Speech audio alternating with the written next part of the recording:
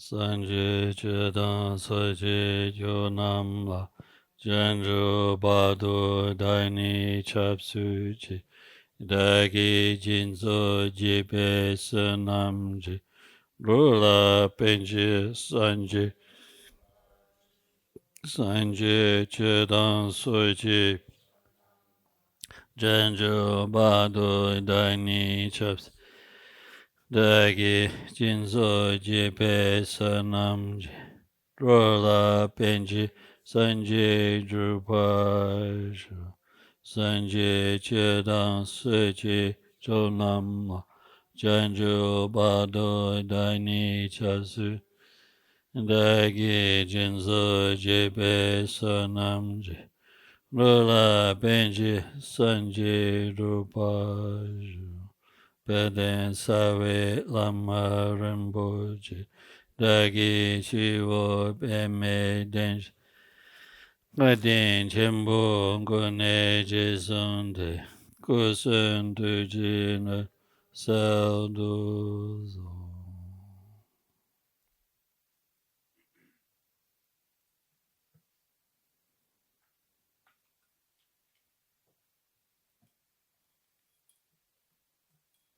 So we'll continue from yesterday, but I think first of all, maybe one or two questions that people have from yesterday's teaching. So if you do, this is the opportunity now to ask them.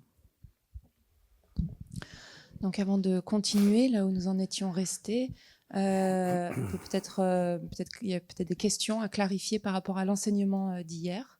Donc si c'est le cas, on peut le faire à présent.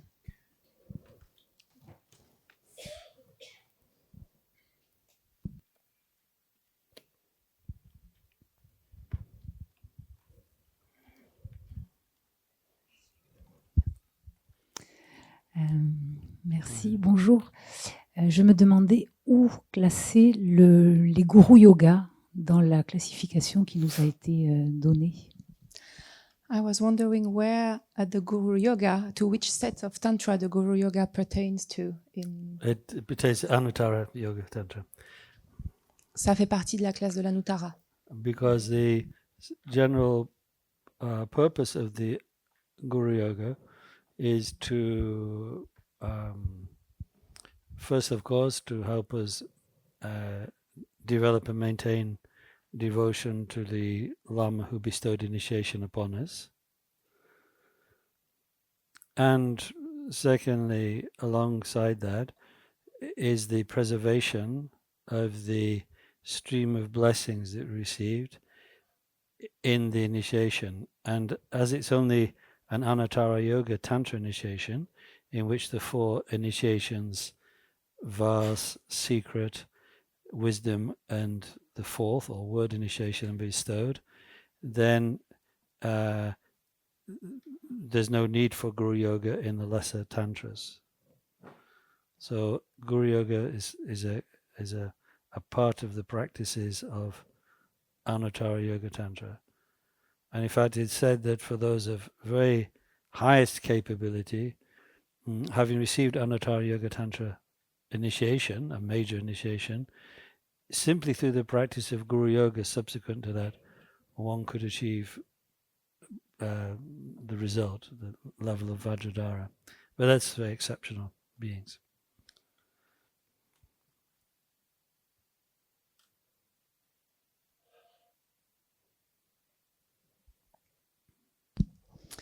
Donc ça appartient, comme je le disais, cela appartient donc à la classe de l'Anuttara Yoga Tantra. Parce que de manière générale, la pratique du guru, le but de la pratique du guru yoga, des guru yoga, est de nous aider à développer et maintenir la dévotion envers le lama de qui nous avons reçu l'initiation, et de préserver le flot, le courant de bénédiction reçu d'une initiation. Et ici, quand on parle d'une initiation, il s'agit de l'initiation d'une initiation majeure d'un tantra, de la classe de l'Anuttara. Parce que c'est seulement dans une initiation majeure d'un tantra de l'Anuttara que se trouvent les 4 initiations, avec le vase, l'initiation secrète, l'initiation de sagesse et la 4e initiation, également appelée l'initiation du mot. Et donc, il n'y a pas besoin, c'est seulement dans la classe de l'Anuttara qu'il y a ces éléments au complet. Et donc, dans les tantras inférieurs, les 3 tantras inférieurs, il n'y a pas besoin de Guru Yoga puisqu'il n'y a pas ces étapes dans l'initiation. Donc, le Guru Yoga, les pratiques de Guru Yoga s'inscrivent dans les pratiques appartenant à la classe de l'Anuttara Yoga Tantra. Il est d'ailleurs dit que pour les personnes de capacité ou aiguisées ou supérieures, si ces personnes ont reçu une initiation majeure d'un tantra de la classe de l'Anuttara Yoga, eh bien simplement par la pratique d'un Guru Yoga, ils peuvent actualiser l'état de Vajradhara. Bien sûr, il s'agit ici de pratiquants exceptionnels.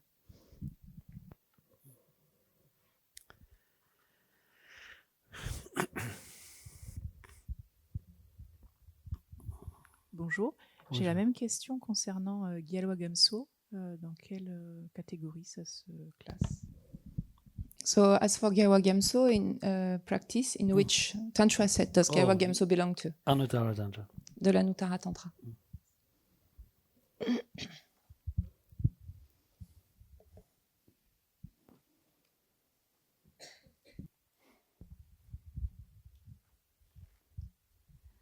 Lamala, I was wondering if there's a particular deity that's associated with the increase of mastery.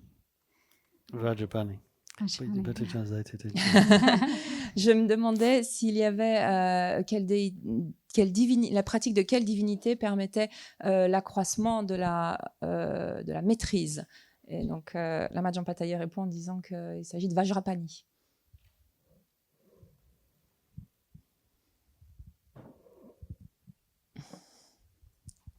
Aidez.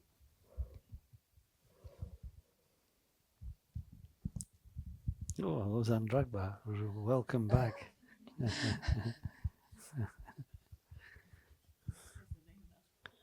Yes. Several little questions, but first I could start in English. And with this one, so we heard that there is no fundamental difference in terms of the view between Mahayana and Vajrayana. Mm-hmm. Does it mean there is also no difference in terms of the fruit? Because sometimes we hear certain levels, sometimes of 10 levels of bhumis. Tu fais en français? En français. Donc, j'ai plusieurs petites questions, mais je peux commencer par celle-là. Donc, on a entendu qu'il n'y a pas de différence fondamentale en termes de vue entre le Mahayana et le Vajrayana. Donc, est-ce que ça veut dire qu'il n'y en a aussi pas en termes de fruits? Parce que des fois, on entend qu'il y a 13 bhumis et des fois 10. Okay, so I think he's been coming to the Tantra sets anyway. So, of course, in the common Mahayana, as you say, there are 10 Bodhisattva bhumis marking the stages of a noble one, culminating in this stage of Buddhahood, which could be called the 11th bhumi. But following the practice of Vajrayana, in particular, of course, Anuttara Yoga Tantra, we talk about 13 bhumis, so the common 10, and then 2 further 11th and 12th bhumis. And then finally, the 13th bhumi is the level of Vajradhara, of achieving that, which is the fruit, the fruition bhumi. So as regarding the question of whether the fruit achieved in the common Mahayana or uncommon Mahayana is the same, I should say this. Generally, it's good to emphasize that both Mahayana and Vajrayana, common and uncommon Mahayana, are aiming at Buddhahood for the benefit of all beings. But as is explained, for instance, in Lopanasana Semo's Tantra sets, the stage of Vajradhara is subtly higher than the stage of Buddhahood simply reached by the common Mahayana, because the the Vajradhara, whereas the Buddha knows the nature of all phenomena, at the level of Vajradhara, the Vajradhara Buddha knows all phenomena just in his own natural manifestation. This is explained in the. He realizes that all appearances are just his own natural manifestation. Yeah.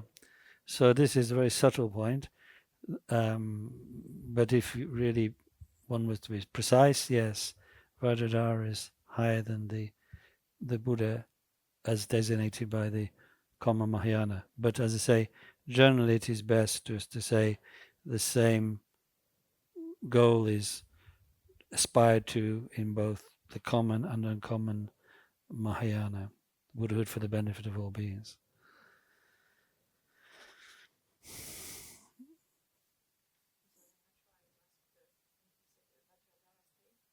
He knowing the phenomena as his own manifestation.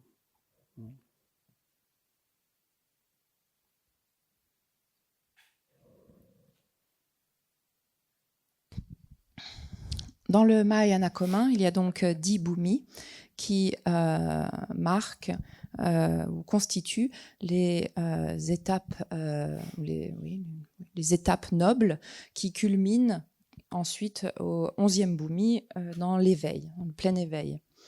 Dans le Vajrayana, et particulièrement associé aux pratiques appartenant à la classe de Tantra de l'Anuttara Yoga, il est question de 13 bhumis.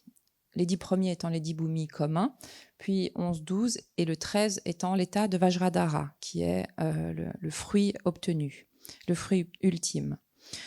Donc, de manière générale, il est bon de souligner que dans les deux cas, dans le Mahayana commun et dans le Mahayana non commun, l'aspiration est d'atteindre l'éveil pour le bien de tous les êtres. Et ça, c'est commun.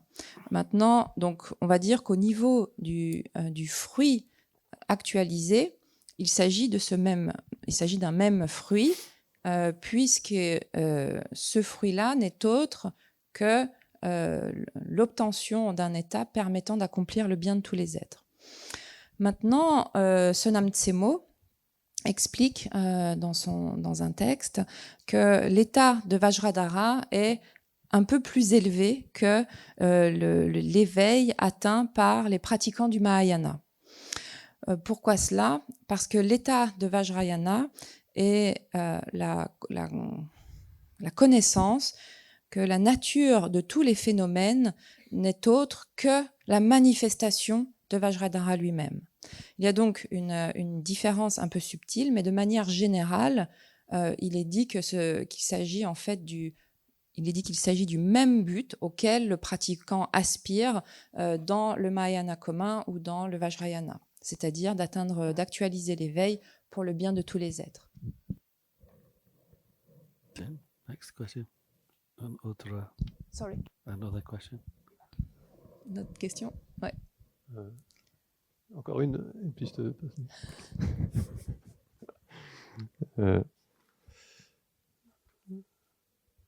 Yes, you said that some tantras were expounded by the Buddha, some others by bodhisattvas, and some just spread in the world. But can you give an example of how this can happen? The third instance.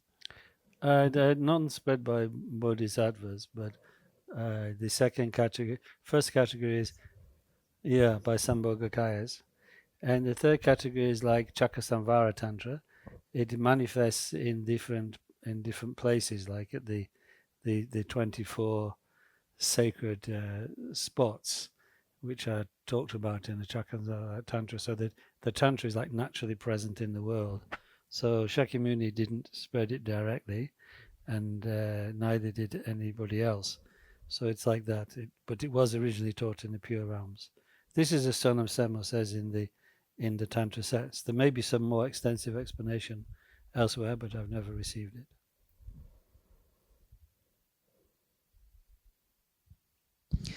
Alors le deuxième mode de diffusion n'était pas par les bodhisattvas, mais par les formes Sambhogakaya. Attends, je vais répéter la question. Ah oui, tout à fait. Oui. Donc la question, c'était sur l'origine des tantras. J'avais compris que certains avaient été exposés par le Bouddha, d'autres par des bodhisattvas et d'autres simplement répandus de par le monde. Et je demandais un exemple du troisième type. Donc la réponse est que donc, les deuxièmes, ce n'était pas par des bodhisattvas qui ont été diffusés ou répandus, mais par les formes Sambhogakaya du Bouddha. Et pour la troisième, eh bien, par exemple, ça fait référence au tantra de Chakrasamvara, qui s'est manifesté en fait naturellement dans les 24 lieux secrets de Chakrasamvara, et donc ils étaient naturellement présents dans le monde sans être enseignés par le Bouddha Shakyamuni ni par aucune autre forme de Sambhogakaya.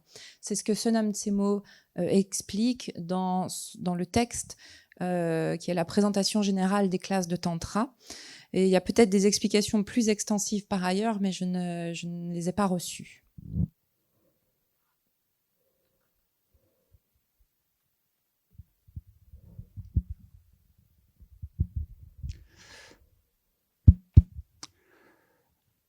It is said that the nature of the mind is emptiness and luminosity.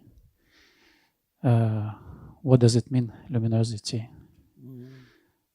Il est dit que la nature de l'esprit, c'est la vacuité et la luminosité. Donc, de quoi il s'agit quand on parle de la luminosité? Okay, so actually, the nature of mind is explained to be the union or coincidence, sungju, of luminosity and emptiness. And luminosity designates the characteristic, the senyi of mind, through which all appearances arise. And emptiness is the fact that those appearances, the manifestation of mind's luminosity, are at the same time completely empty. So you cannot separate the emptiness from the luminosity or the luminosity from the emptiness. So we say the luminosity is the senyi, the intrinsic nature is the emptiness, and the union is the non-duality of the luminosity and emptiness.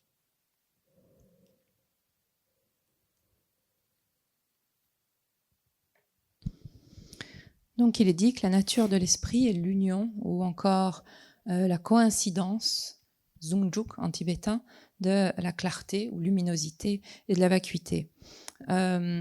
Lorsque l'on parle de clarté ou de luminosité, il s'agit de la caractéristique propre, de tsenni, de l'esprit. Et c'est ce qui fait cet aspect, ou plutôt cette caractéristique de l'esprit, est le fait que toutes les apparences, toutes les manifestations eh bien, se déploient, se manifestent. C'est ce qui est... c'est ce que signifie l'aspect de luminosité ou de clarté. Mais cette manifestation eh bien, n'est rien d'autre que est vide en essence. Et on ne peut pas séparer, on ne peut pas dissocier l'aspect de vacuité de l'aspect de luminosité ou de clarté. Et donc, lorsque l'on parle de l'esprit étant indissociabilité ou union de clarté ou luminosité et de vacuité, donc l'aspect de luminosité est la caractéristique propre de l'esprit, son aspect de vacuité est sa nature, et en fait, ces deux sont indissociables.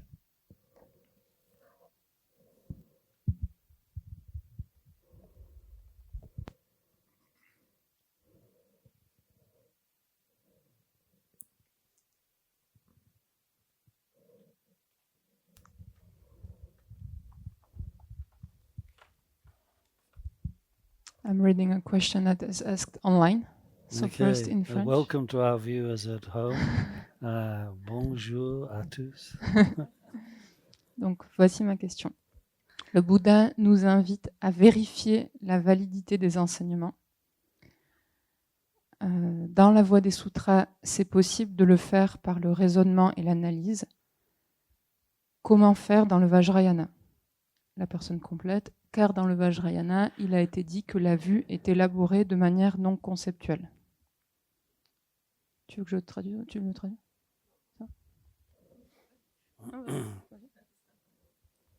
So the Buddha invites us to verify the validity of the teachings.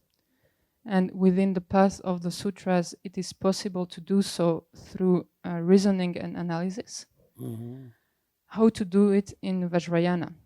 Because it has been said that Vajrayana, in Vajrayana, the view is, it's written, elaborated in a non-conceptual way. So Well, it's non-elaborated. yeah, That's the non-conceptual. whole point, It's yes. written like that. Yes. But I it's think a you very- got the question. It is a very good question. So really,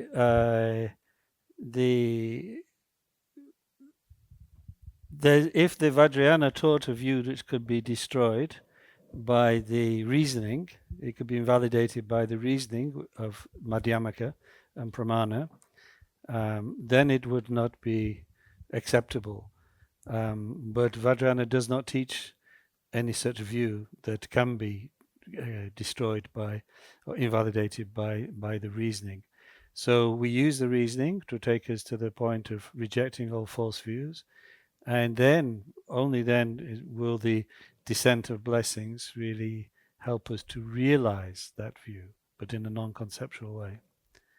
So that's the point. Of course, one might say to this, actually Buddha said that the criteria for validity is inferential reasoning and direct experience. So direct experience is non-conceptual of its very nature. So in that sense, the very direct experience that is brought about in Vajrayana is the validity of this. But like I say, also the teachings of the Vajrayana as teachings, as conceptual positions, they must be tested by Pramana and Madhyamaka, and they'll be seen to be absolutely in harmony with it. Vajrayana doesn't teach anything that is not in harmony with the Mahayana view.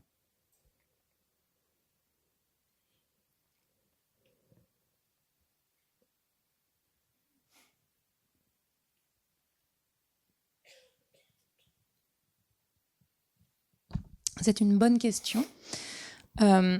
Si le Vajrayana enseignait une vue qui puisse être invalidée par les raisonnements du Madhyamaka ou du Pramana, de l'épistémologie, ça ne serait pas acceptable.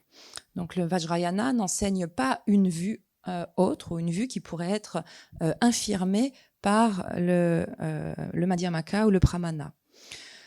Donc qu'est-ce qui se passe? C'est que le pratiquant du Vajrayana utilise le raisonnement pour, comme on l'a vu précédemment, comme on l'a vu hier, pour rejeter toutes les vues fausses.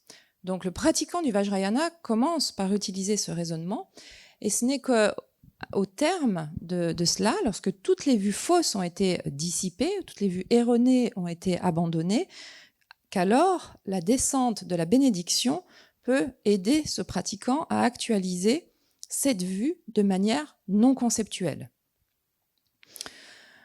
Le Bouddha a expliqué des critères pour la validité pour affirmer quelque chose de manière valide. Il y a deux critères. Soit il y a le raisonnement par inférence, soit il y a la perception directe ou l'expérience directe. Et dans le Vajrayana, c'est ce qui se passe. C'est-à-dire que au moment de la réception de la bénédiction, la descente de la bénédiction, eh bien, il y a une expérience directe de cette vue. En d'autres termes, il y a une actualisation. Donc, les enseignements du Vajrayana, comme pour les enseignements du Mahayana commun, sont testés par les raisonnements, au préalable, le raisonnement du Madhyamaka et du Pramana, et ensuite, ceci est directement, par la descente de la bénédiction, il y a une expérience directe de cela au-delà du raisonnement. Donc le Vajrayana n'enseigne rien d'autre n'enseigne rien qui ne soit pas en harmonie avec la vue du Mahayana telle qu'elle est proposée dans le Mahayana commun. But it is a very good question, and so for this reason, that is why, for instance, in the Lamdre tradition of Sakya, it is taught that having received initiation, one must continue to train very much in the view, so that one doesn't mistake the experience that may have arisen in the initiation for some kind of confuse it with some erroneous view. And similarly, before intensively practicing the development and completion stage, one must further train in a view so that, again, one doesn't mistake experiences that might arise. So, and again, and the one could say that the criteria always there is this, how you describe the experience, how you understand the experience, must be in harmony with the Madhyamaka position.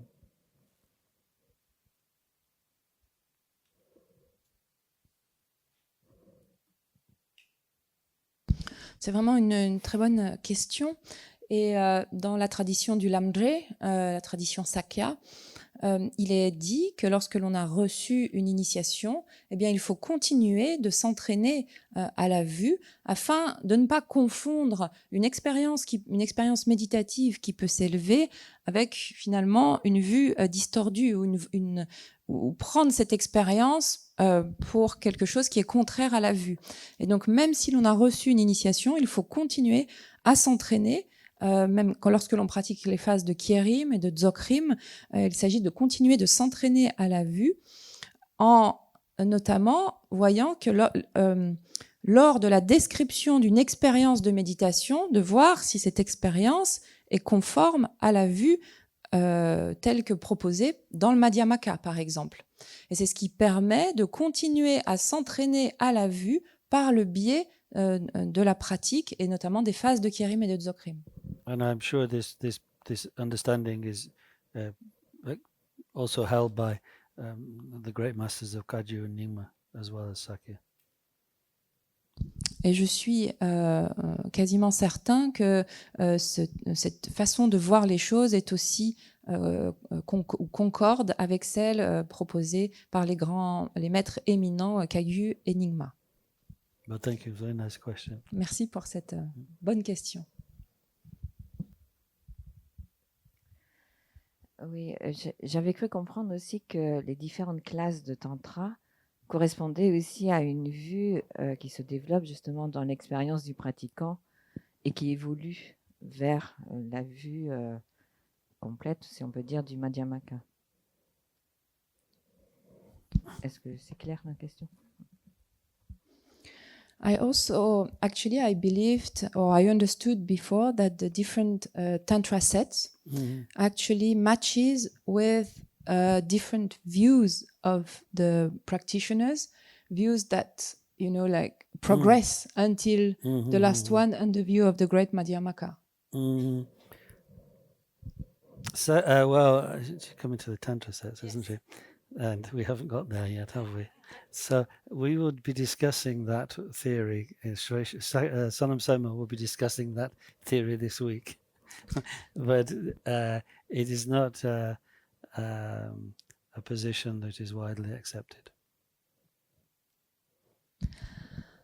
Alors, c'est notamment un point qui est abordé par Sonam Tsemo dans sa présentation générale de la classe des Tantras, et c'est un point que nous n'avons pas encore vu, mais qui va arriver la semaine prochaine.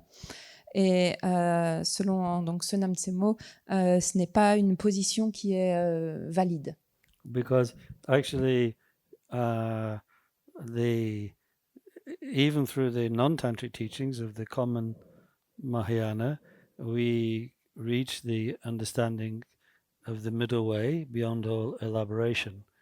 And there cannot possibly be any higher view than that, because what is higher than non-elaboration is naturally, therefore, got to be an elaboration again, i.e. tending to one of the two extremes, existence or non-existence.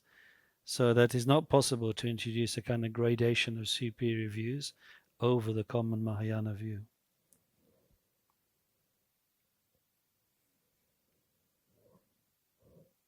En termes de vue, au niveau de l'enseignement non tantrique du Mahayana, mène à la compréhension de la voie médiane au-delà de toute élaboration.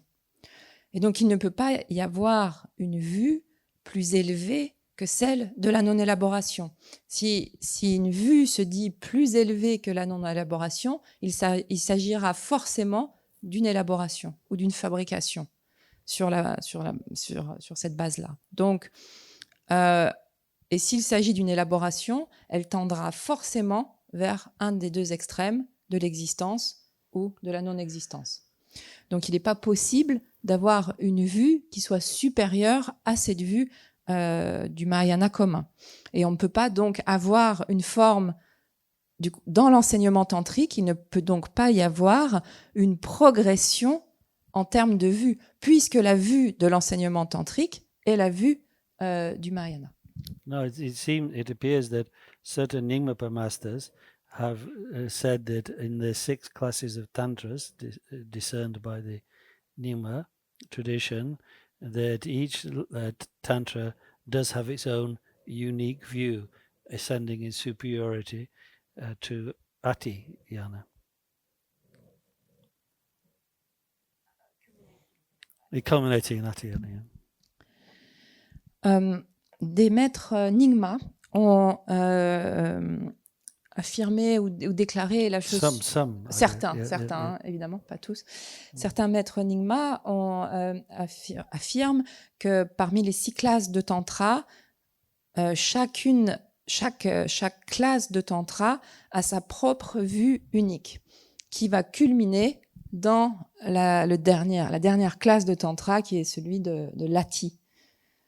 But the supreme Nyingmapa philosopher, Jamgonju Mipam Rinpoche, he concedes that actually there cannot be a superiority, a hierarchy of views in this way, corresponding to the Tantras, precisely because it would be introducing an elaboration. So what Jamgonju Mipam says is that in each Tantra, one meditates more forcefully on the view. So each tantra is like the meditation system itself is a stronger and stronger, it becomes stronger and stronger as you ascend through the yanas. But the view itself is unchanged. It's just your kind of comprehension of it is stronger, depending on which of the 6 tantras, which are all of course vehicles according to Nyingma, you're meditating on. This is what Mipa Rinpoche concedes in the Neshe Rinpoche Drommi, the lamp of certain. Neshe Rinpoche, the precious lamp of certainty. Precious lamp of certainty.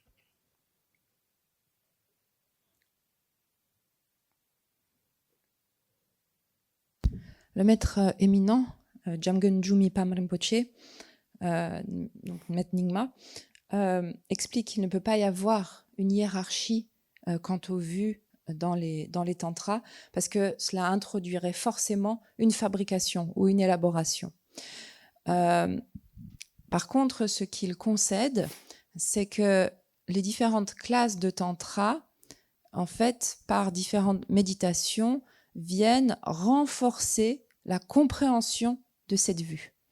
Donc, c'est-à-dire, la vue en tant que telle ne change pas, elle ne peut pas changer, mais c'est étape par étape, par la pratique de différents niveaux ou degrés de tantra, que la compréhension de cette vue, devient s'ancre plus profondément, ou devient il y a une forme de force dans la réalisation de la vue.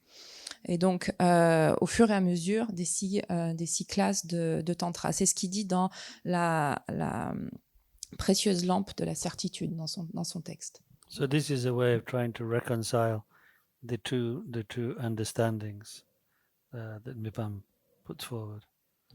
Donc c'est une façon qu'a Mipam Rinpoche de réconcilier ces 2 compréhensions.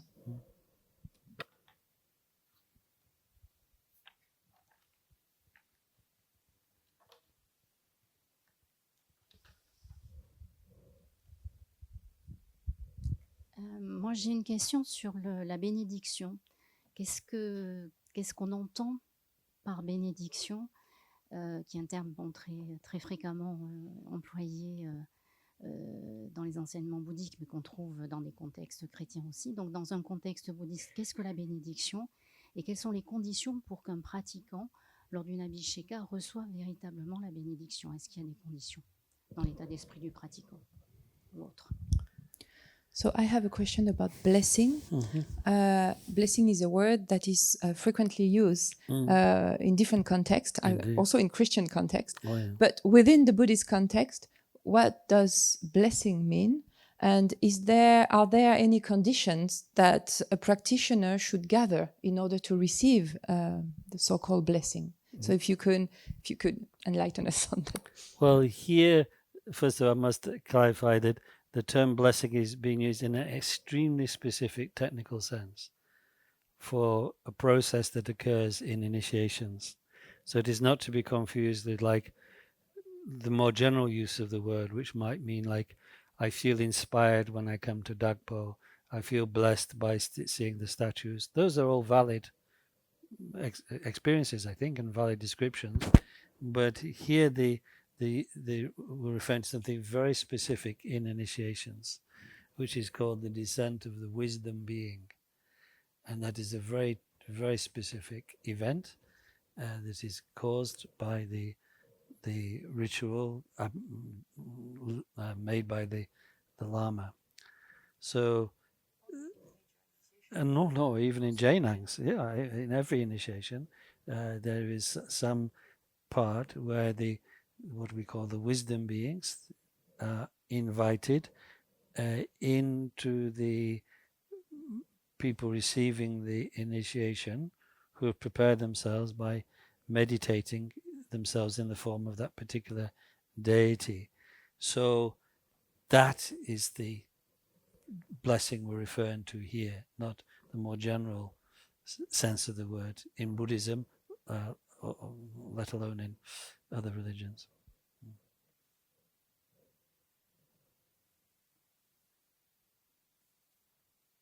And then also there's in Anuttara Tantra initiation, there's in the process of the third initiation, the wisdom initiation, there's also a very specific descent of blessings, so-called, that happens there. So that is, but again, it's extremely technical, extremely technical term referring to a particular process only within that type of initiation. So it is this type of blessing in the initiation which allows the possibility of a non-conceptual access to the view.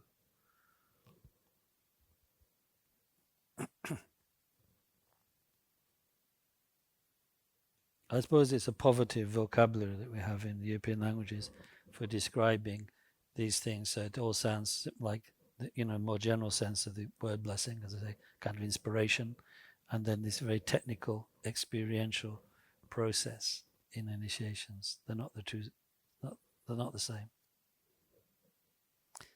But then for gathering the conditions, of course, gather a lot of merit as usual. Gather merit, and then try to receive initiations.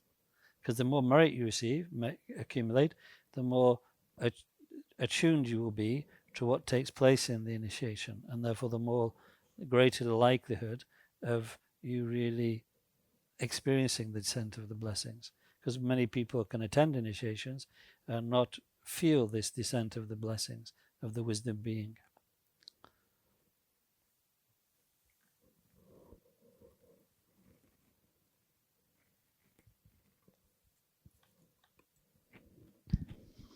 Le terme tel que nous l'employons dans le contexte actuel est un terme extrêmement spécifique, ce terme de bénédiction. Cela fait référence à un processus qui se déroule lors de l'initiation. Donc ici, lorsque le terme bénédiction est employé, cela fait uniquement référence à ce processus. Et effectivement, il ne faut pas le confondre avec un usage vernaculaire du terme, c'est-à-dire qu'on va parfois utiliser ce mot pour dire « Ah, ce lieu est béni » parce qu'on se sent inspiré, par exemple quand on va venir ici, et on va utiliser le même terme où on va « Ah oui, on reçoit une bénédiction ». Donc, c'est ça ne veut pas dire que ces expériences ne sont pas valides, mais ce n'est pas le sens du terme auquel on se réfère dans le contexte qui est dans le contexte de cet enseignement. Ici, c'est un événement très spécifique auquel le mot fait référence, et il s'agit de la descente des êtres de sagesse, le fait que les êtres de sagesse, à un moment donné de l'initiation, pénètrent le courant de notre être. Et ceci est provoqué par le rituel de l'initiation. D'une initiation majeure, tout comme d'une initiation d'autorisation, donc d'un Jenang ou d'une initiation majeure. Dans les deux cas, il y a ce moment où, par l'initiation, les êtres de sagesse sont invités à pénétrer, à imprégner le courant de notre être, et nous recevons par ce biais-là l'initiation.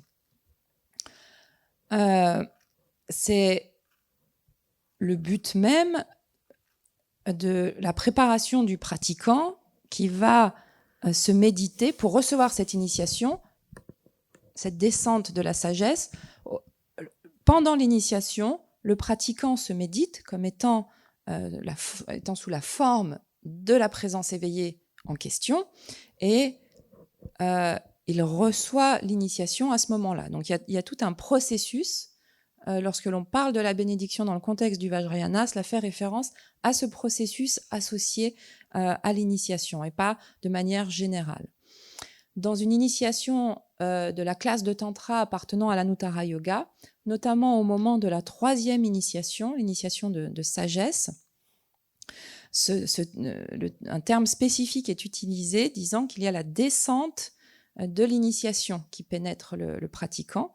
Et donc ce terme c'est un terme technique qui fait référence en fait à ce moment-là de l'initiation. Donc c'est le terme bénédiction dans notre cadre fait référence à ce processus parce que c'est ce type de bénédiction qui nous offre la possibilité à ce moment-là d'accéder à une compréhension ou une réalisation non conceptuelle de la vue. Alors, bien sûr, je pense que c'est lié un peu à la pauvreté de notre vocabulaire, du fait qu'on va utiliser le même terme, bénédiction, dans différents contextes et dans différents cadres. Et souvent, on va notamment le confondre avec le terme inspiration. On est inspiré. Et alors que le sens n'est pas le même, et qu'en fait, dans le cadre du Vajrayana, il s'envisage de manière très spécifique et très technique. Quant à la deuxième partie de votre question sur quelles sont les conditions à rassembler pour pouvoir recevoir cette bénédiction, eh bien, il y a, comme d'habitude, le mérite, d'une part, et aussi le fait bien d'essayer de recevoir des initiations d'autre part. Plus vous aurez de mérite, et plus, lors de l'initiation, vous serez en accord, vous serez en résonance avec vraiment ce qui se passe, et ce qui vous permettra de véritablement recevoir ces initiations et recevoir la bénédiction. Parce que là, on peut voir, il y a de nombreuses personnes qui, lorsqu'ils reçoivent une initiation, en fait, ne sont pas en résonance avec cet aspect de la descente de la sagesse, et quelque part, il n'y a pas vraiment de réception de la bénédiction. Of course, in the Kagyu tradition, there's a special notion of receiving a blessing, the blessing of the transference of wisdom directly from one's Mahamudra master as a result of one's great devotion. And this can occur outside of an initiation, but this is a very special teaching.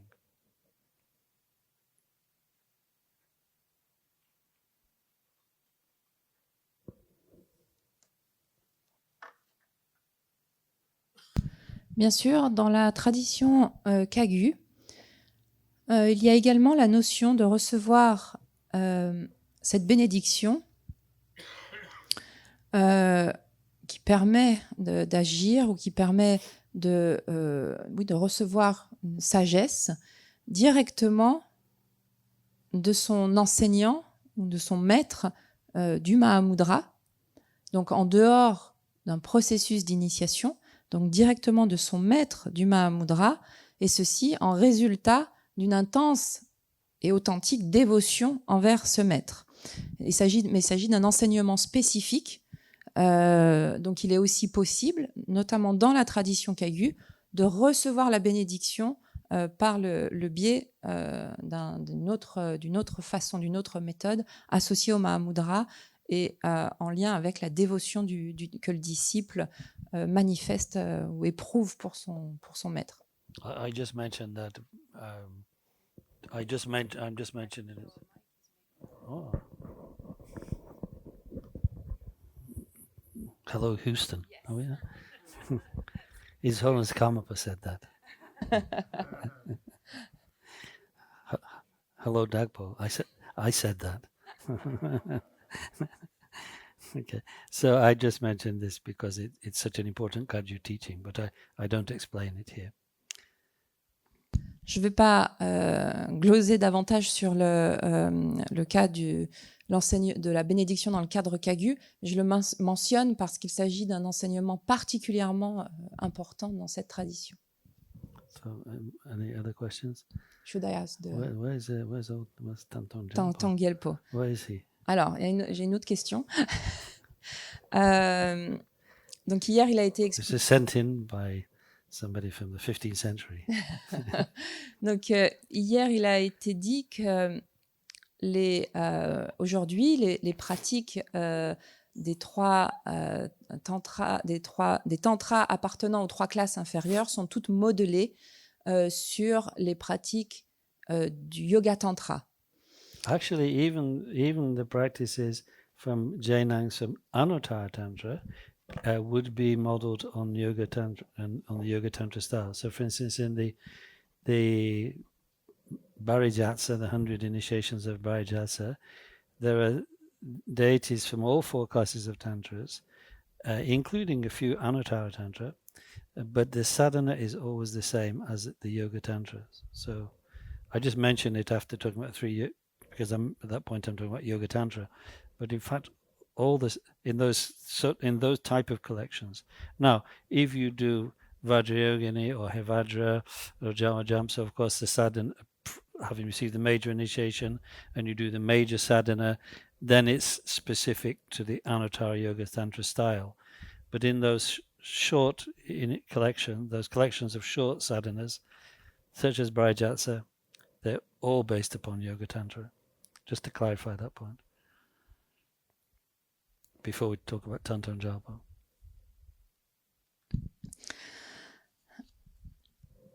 Donc hier, il a été dit que toutes les pratiques, toutes les sadhanas appartenant au tantra aux 3 classes de tantra inférieures sont toutes modelées sur le modèle des yoga tantra. Et en fait, Lama Jampataye ajoute que également, même les Jenang, les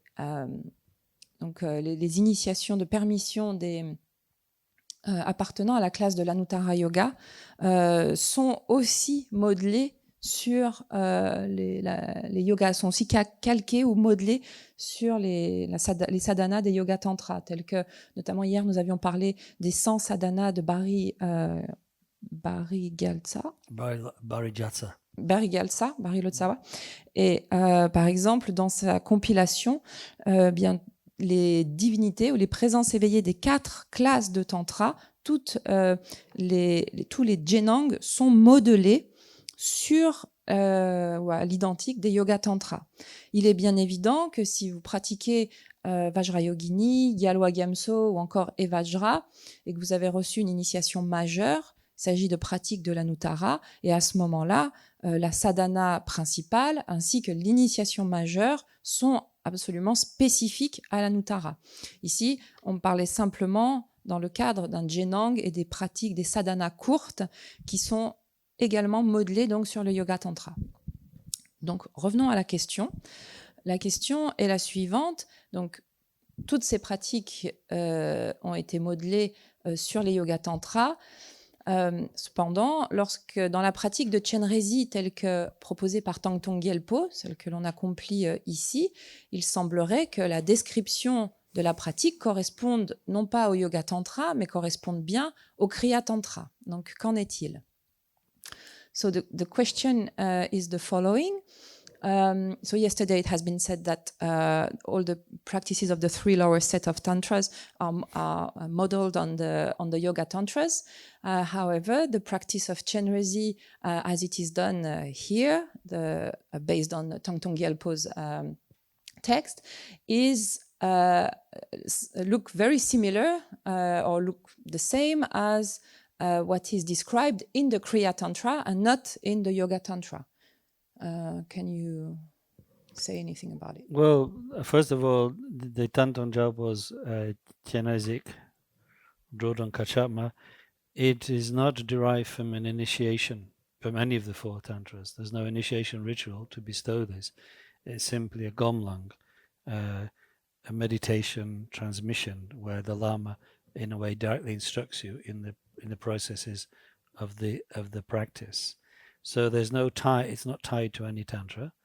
And secondly, Contra Lodro Tai, in his presentation of that gomlang for the Tantong Gyalpo's Chenrezig, he refers to it as this is a teaching which is a union of all sutras and tantras. So it's evident that Tantong Gyalpo did not design it with any particular tantra in mind. And of course, as probably if you've read his biography, you know, he really very much wanted to spread Chenrezig practice to common people. So he made a practice that was very simple in fact. However, having said that, in Contra Lodro Tai's presentation of this teaching for the Gomlang, he uses some technical terminology from Anuttara, actually, because he talks about the Cherim, the development stage, the mantra, and the Zorim.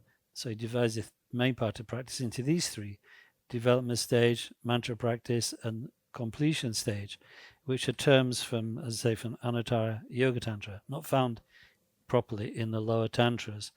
But I think this is just a skillful means. So it doesn't really indicate this is an Anuttara Tantra practice. It's just a very unusual practice, come from the special vision of Tantong Gyalpo, who is himself a very unusual yogin, very great yogin, but very unusual. So I think we cannot and should not try to assign it to any particular Tantra set.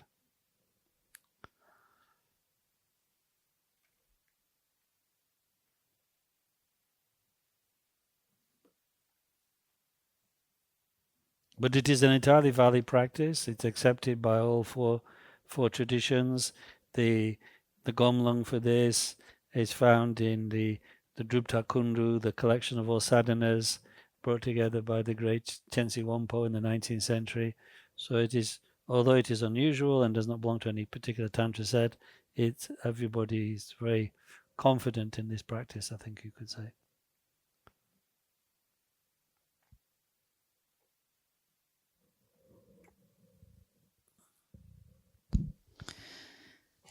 En fait, cette pratique de Tongtong Gyalpo n'est pas, cette pratique de Chenrezig, de Tongtong Gyalpo, n'est pas issue d'une initiation des 4 classes de Tantra. Il s'agit de ce que l'on appelle un gomlung, une transmission de méditation, lors de laquelle un lama instruit le pratiquant dans le processus de la pratique. Mais il ne s'agit pas d'une pratique issue donc de l'initiation des 4 classes de Tantra. Jamgon Kongtrul Lodro Tai, dans sa présentation de ce gomlung, de cette donc transmission de méditation, explique ou décrit cette pratique de Chenrezig comme étant l'union des sutras et des tantras. Donc Tongtong Gyalpo n'a pas conçu cette pratique avec un type particulier de tantra ou une classe particulière de tantra à laquelle elle appartiendrait. Il l'a conçue en fait parce que son but était qu'elle puisse se répandre partout et être utile, que la pratique de Chenrezig soit utile pour de nombreuses aides, de nombreuses personnes. Et donc il a conçu une pratique simple. Et malgré cela, lorsque on lit les explications de Jamgon Kongtrul à propos de cette pratique, Jamgon Kongtrul Lodrö-Tayé utilise des termes, une terminologie très technique pour en parler, et qui est une terminologie réservée à l'Anuttara Yoga Tantra, normalement.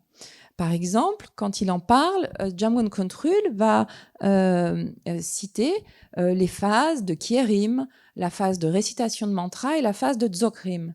Il s'agit de phases, les phases de Kyerim, de Dzogrim, qui sont réservées, des termes en fait, qui sont ordinairement, spécifiquement réservés au tantra appartenant à la classe de l'Anuttara Yoga. Donc ici, je pense que dans le cadre de Jamgon Kongtrul Lodrö-Tayé, il s'agit de moyens habiles. Cela n'indique pas qu'il s'agit d'une pratique appartenant à l'Anuttara Yoga Tantra, mais qu'il s'agit simplement de moyens habiles pour expliciter les différentes étapes de pratique. Donc, Chenrezig est une pratique tout à fait inhabituelle, qui provient d'un yogi lui aussi tout à fait inhabituel, tel que Tangtong Gyalpo, et on ne peut pas en fait le classer ou lui assigner une classe de tantra particulière. Cela n'en reste pas moins une pratique tout à fait valide, qui est acceptée par les 4 traditions tibétaines. C'est une pratique que l'on retrouve également dans la collection de pratiques, la collection des sadhanas, appelée le Juptap Kuntu en tibétain, qui est une collection qui a été réunie réunie par l'éminent maître du 19e siècle, Khyentse Wangpo. Et même si elle n'est pas, on va dire, habituelle par rapport aux autres classes de tantra, il n'en reste pas moins que l'on peut la pratiquer avec une entière confiance dans sa validité. Of course, many times lamas give actual initiations for Chenrezig. So, for instance, like His Holiness Karmapa has given Chenrezig initiation many times here and other places, usually taking the initiation text from the 9th Karmapa's collection of initiations. So that is the proper initiation. And Kala Rinpoche often used to give the Chenrezig initiation from the Sky Treasure lineage of Nyingma. So again, that is a proper initiation, distinct from the Gomlang for the Tangtong Gyalpo practice.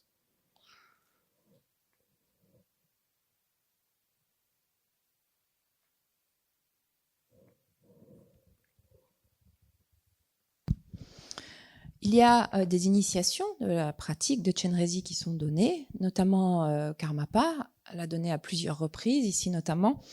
Et pour cette initiation, il a utilisé un texte d'initiation composé par le 9e Karmapa, donc issu de la collection des textes d'initiation du 9e Karmapa. Kalu Rinpoche également, dans le passé, a donné cette initiation en utilisant les transmissions issues des trésors célestes, les Namche, de cette lignée-là. Et il s'agit également d'une lignée de transmission valide, mais qui, donc, toutes deux, en fait, sont distinctes de la pratique de Chenrezig telle que proposée par Tangtong Gyalpo, qui est donc ce que l'on appelle un Gomlung, une transmission des étapes de méditation. So perhaps that's brought all the questions to an end for now. Sure, others will come, but we'll have a coffee break now, and then. Donc on va faire une petite pause café et pour conclure cette session de questions-réponses. Il y en aura peut-être d'autres, mais donc restons-en là pour le moment. Et on se retrouve à 11h30.